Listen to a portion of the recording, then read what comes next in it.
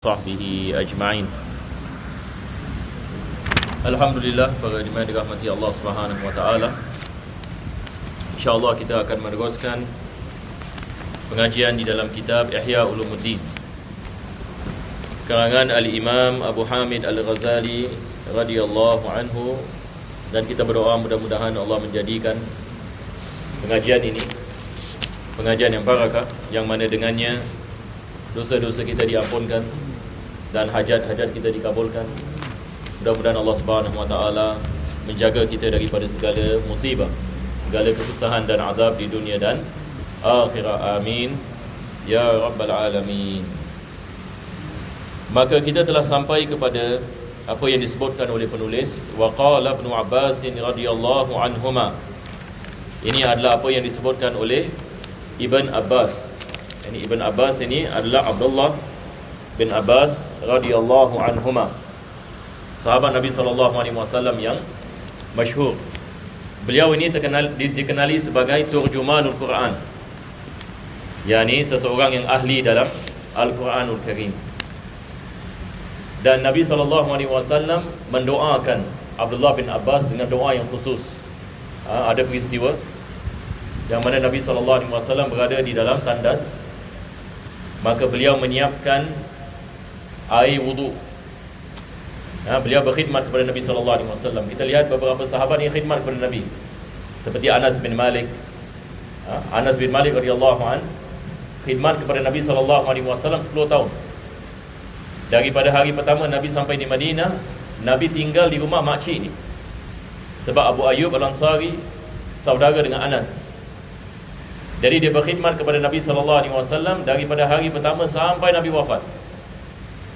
Dan dia berbangga dengan khidmat ini. Tabi'in, dia mengatakan kepada tabi'in, aku berkhidmat kepada Nabi SAW 10 sanawat, yakni 10 tahun.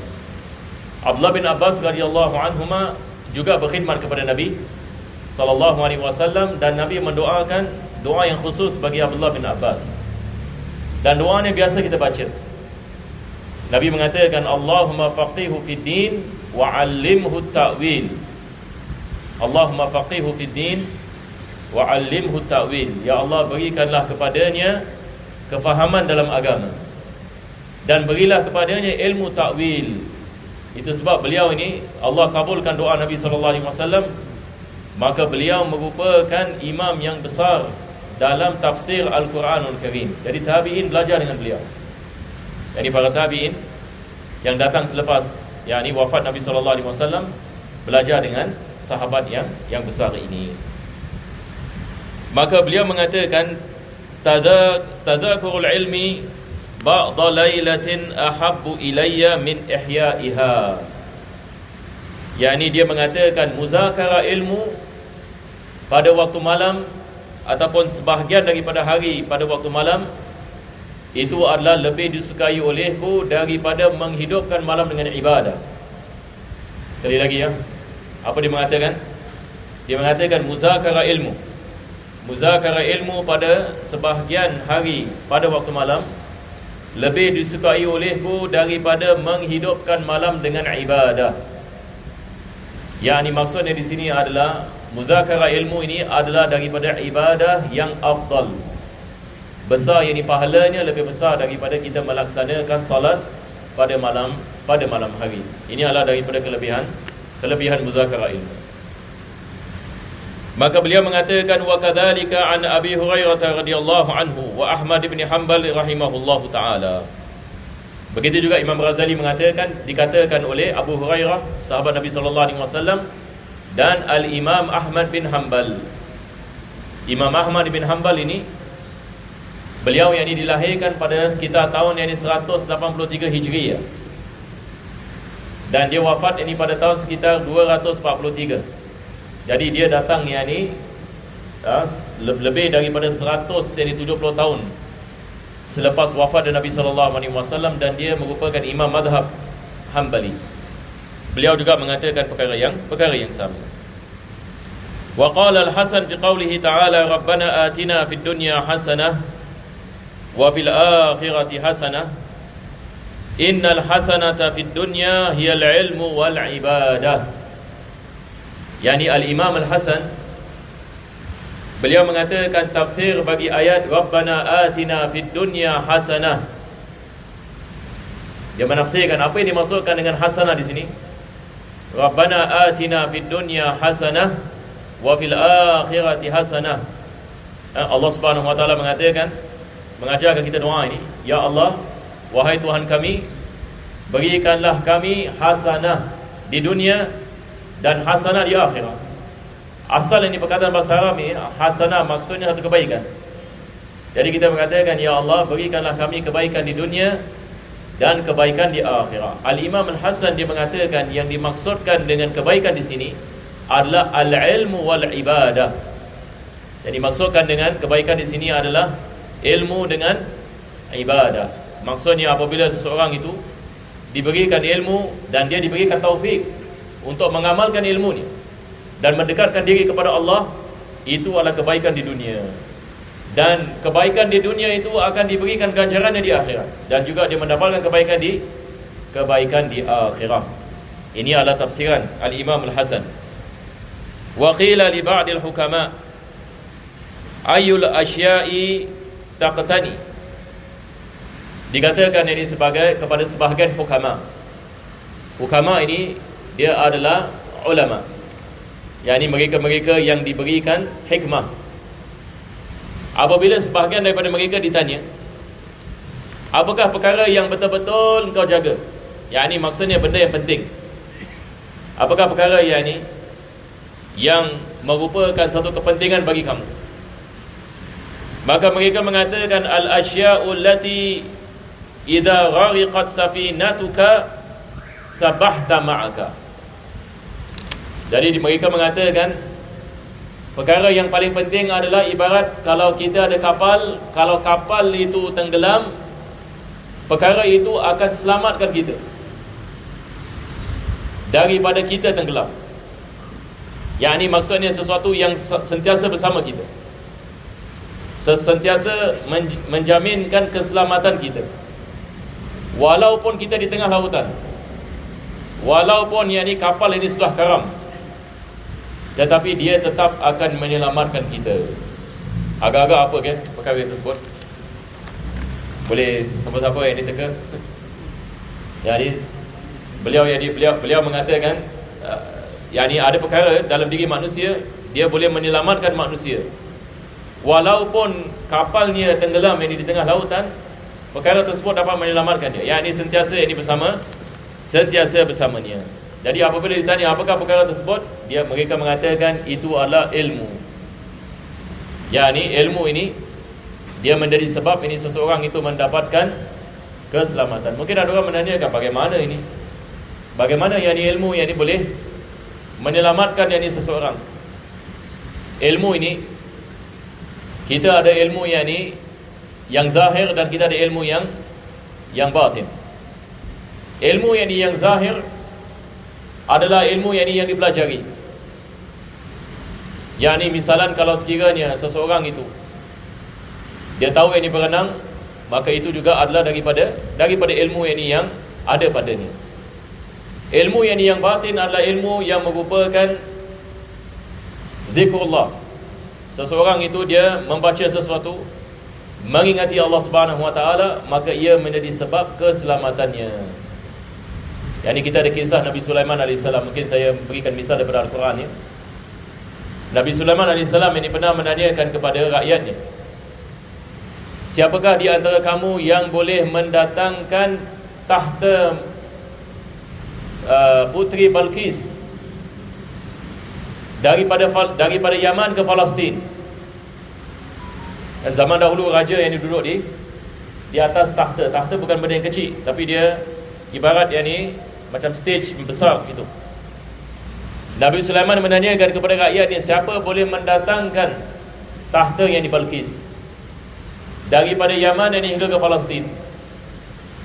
Maka Allah Subhanahu wa taala menceritakan ini dalam Al-Quran. Qala ifritun minal jin. Ada satu jin daripada golongan ifrit. Apa dia mengatakan? Dia mengatakan ana atika bihi qabla an taquma min maqamik. Dia mengatakan aku dapat mendatangkan tahta tersebut sebelum kau bangun daripada engkau punya majlis. Biasanya Nabi Sulaiman AS dia ada majlis di antara Zuhur dengan Asar. Jadi Ifrit ini mengatakan kepada Nabi Sulaiman, aku boleh mendatangkan. Jadi cuba bayangkan daripada Yaman ini ke Palestin. Ini hatta Wallahu alam, ini kapal terbang ini zaman moden pun nak melakukan perkara tersebut pun bukan ada benda yang senang. Tetapi apa Allah Subhanahu Wa Taala mengatakan selepas itu? Allah mengatakan datang ini satu orang yang ini daripada manusia, dan dia diberikan utiyal ilm, dia diberikan yakni ilmu.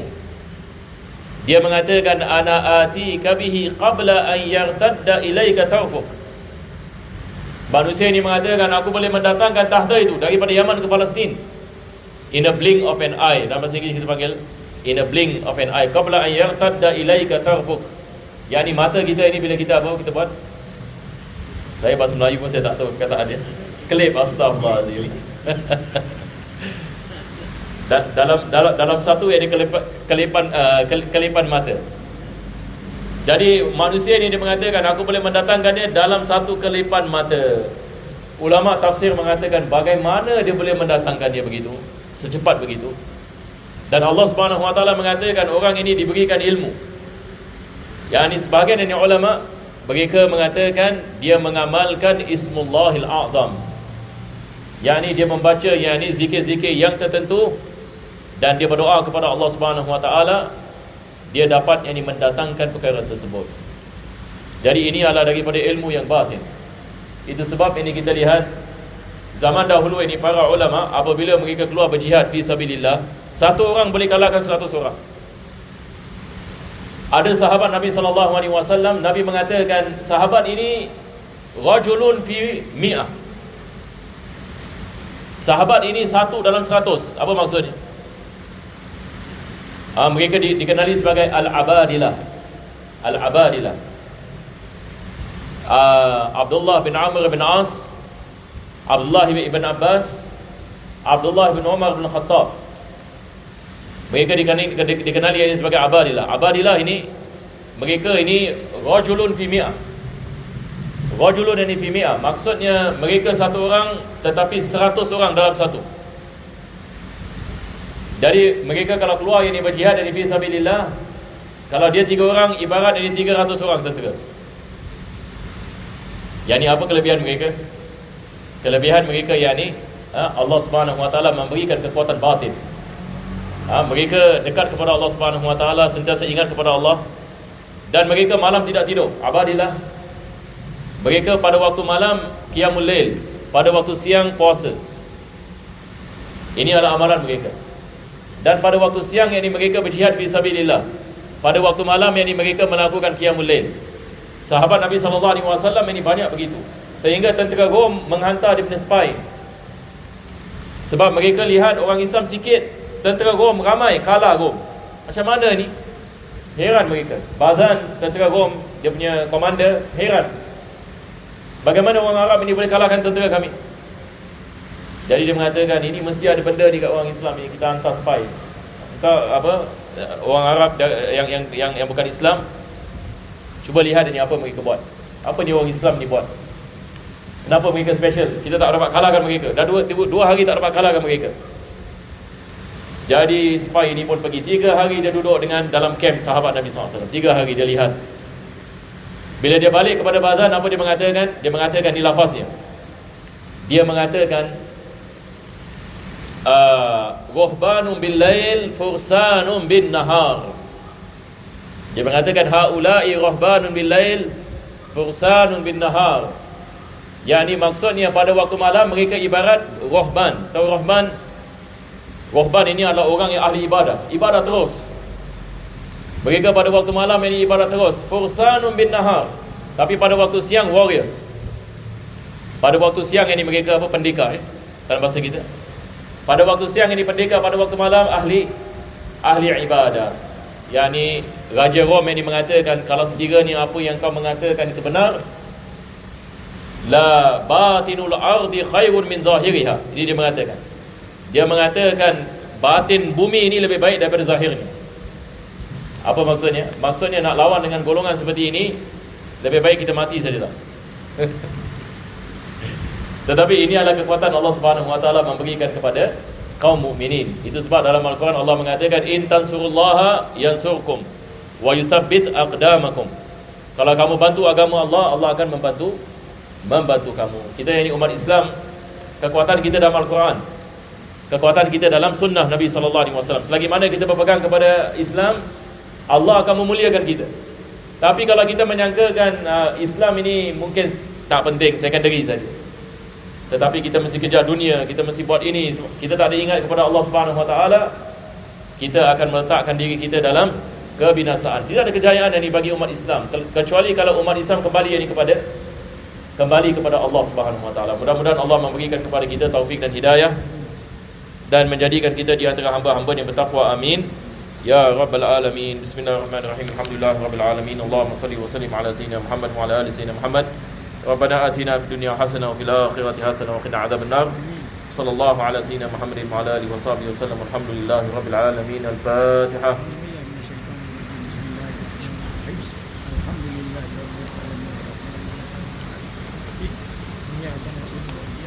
صراط الذين أنعمت عليهم غير المغضوب عليهم.